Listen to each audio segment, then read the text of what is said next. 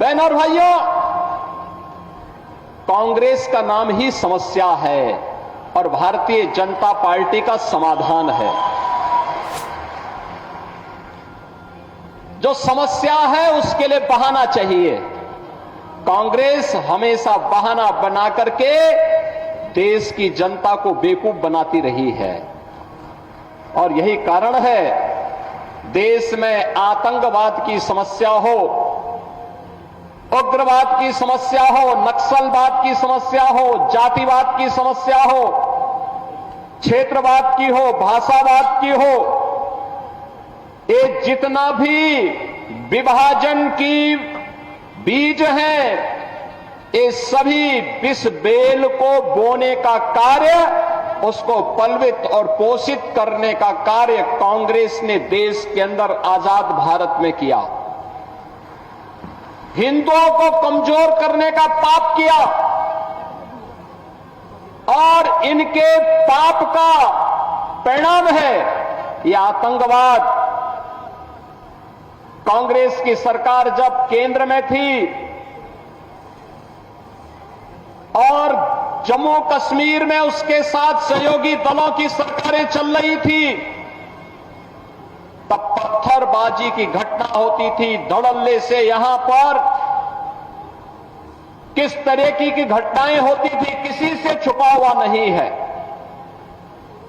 लेकिन आपने देखा होगा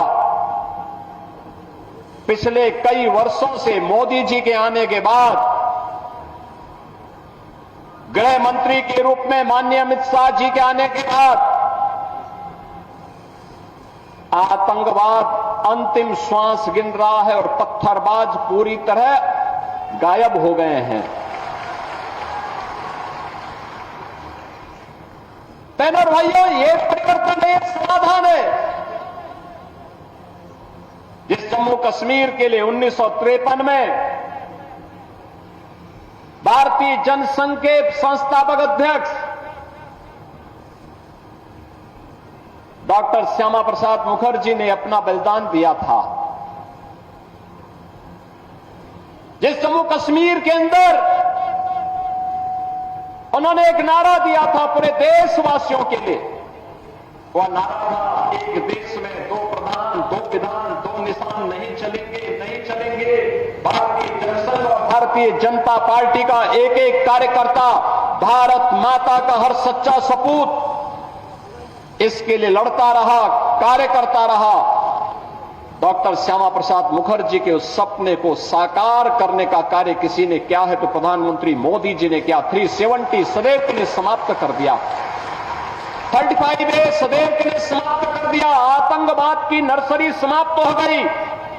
अन्यथा ये कांग्रेस हो या पीडीपी या फिर नेशनल कॉन्फ्रेंस, ये सभी तो जम्मू कश्मीर को आतंकवाद का एक वेयर हाउस बना चुके थे और वेयर हाउस से यहां का नौजवान जिसकी ऊर्जा यहां के विकास में लगनी चाहिए थी, जिसकी प्रतिभा का लाभ देशवासियों को मिलना चाहिए था, उस पूरे जम्मू कश्मीर को इन्होंने अपने राजनीतिक स्वार्थ के लिए तबाह करके रख दिया था।